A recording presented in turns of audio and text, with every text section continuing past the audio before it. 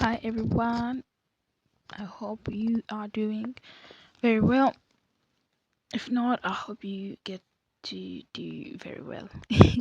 I hope, okay. I want to speak about God and punishment, and this is the word that is has been in my heart and is in my heart, and I want to speak on it. This word is in my heart because of what I've been seeing and hearing concerning the fires and the awards that happened. And I actually got a dream like weeks before the whole thing. The thing is, even um I got a dream about the awards like a few weeks before this whole thing. Like ah that there were awards. I didn't know would see what kind of awards, but the Lord just showed me that there were awards that were going to happen where there would be like influential people, and um a lot of people are going to be influenced by these awards. So um mm, and there was a lot of gold in those awards. The gold was what was being what is the word, Lord? Oh my god, promoted. Okay, those awards were promoting gold. And my study was recently about how gold became a snare for Gideon and his family. How because of gold in Judges, where is it in Judges? How, let me read the verse in Judges 8 verse 27. Gideon made the gold into an ephod. Okay, Gideon was given gold. If you study Judges 8 from verse 22 to 27, you will see where he got the gold from. And I'm going to read Judges 8 verse 27 about what happened with the gold that he had.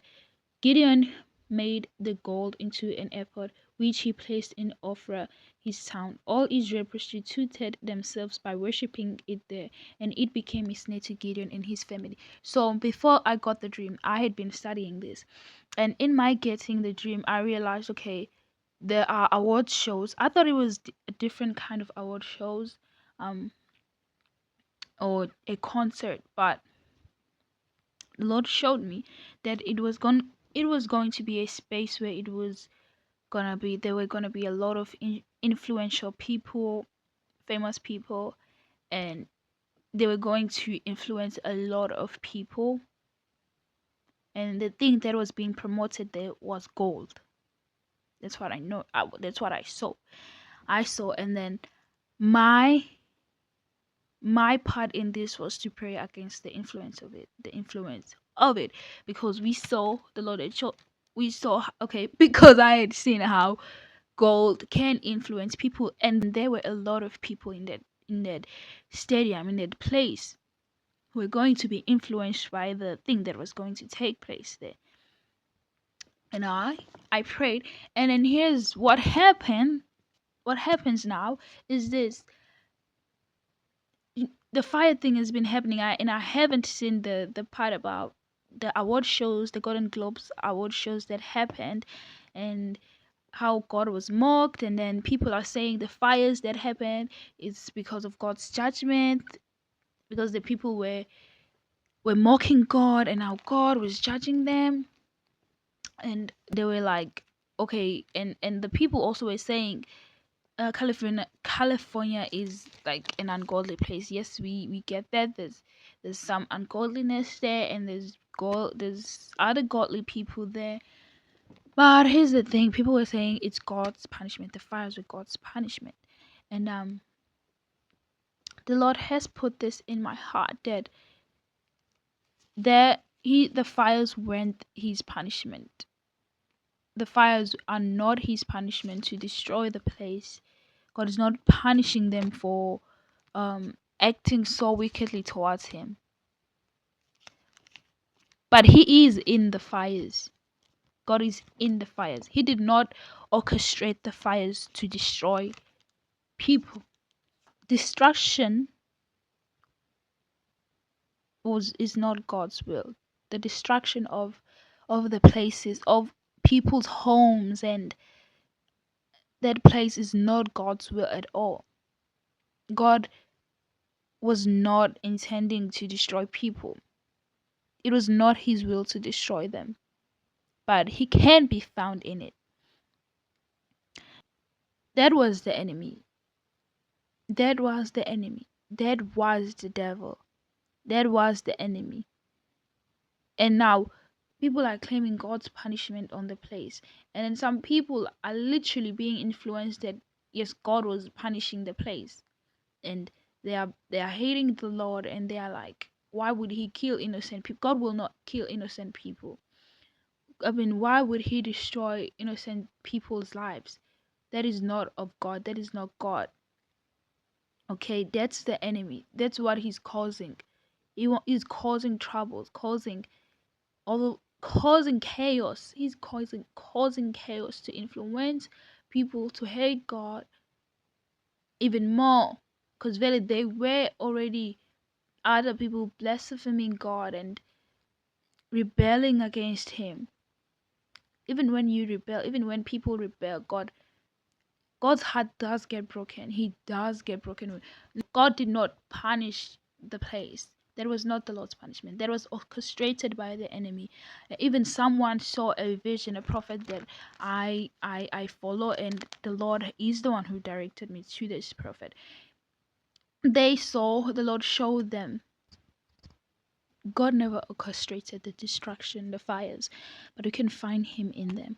Like how in my life, God never orchestrated for me to experience the curses, the consequences that came out of my rebellion.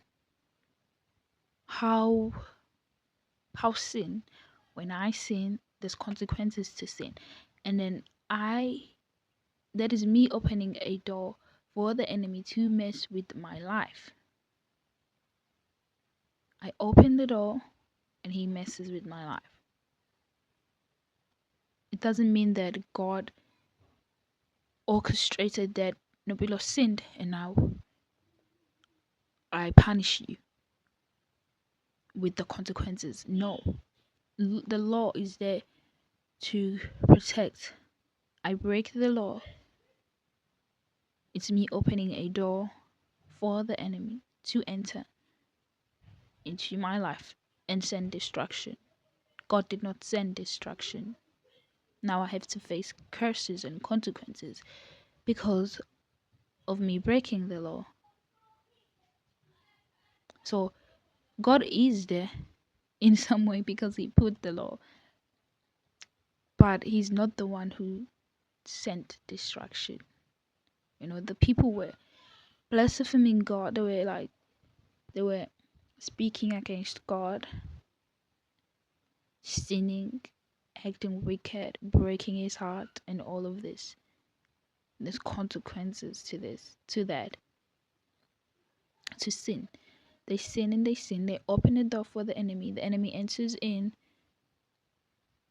Stuff happens. And then what? The blame goes on God. So, God does not send destruction on people. So, punishment is never God's will.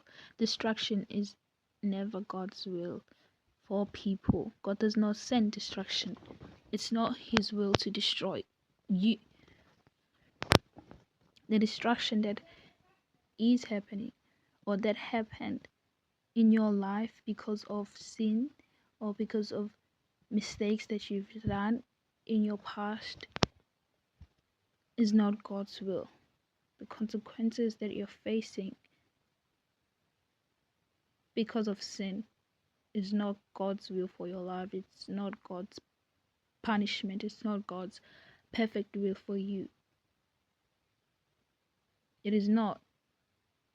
The consequences, the curses, or whatever you find yourself in that is bringing destruction, causing harm to you, is not God's will at all. It is not God's will. God is not punishing you at all. He isn't punishing you.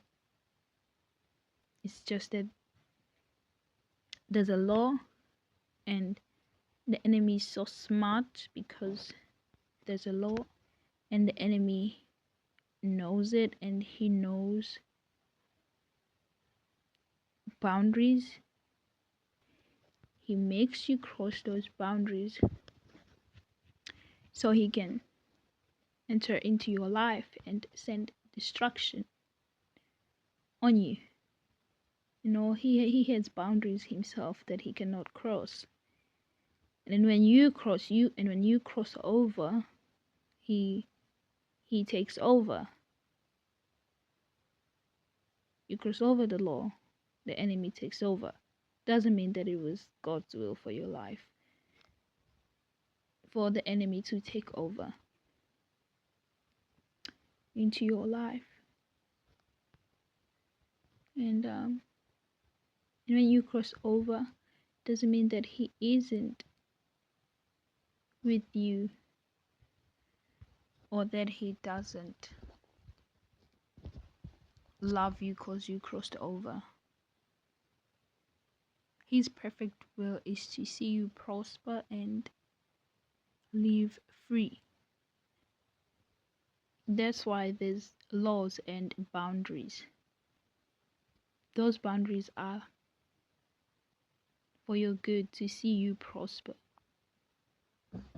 And when you've crossed it, you can come back and be restored when you go back to the Lord and ask for mercy and grace to walk in the boundaries that He has for you.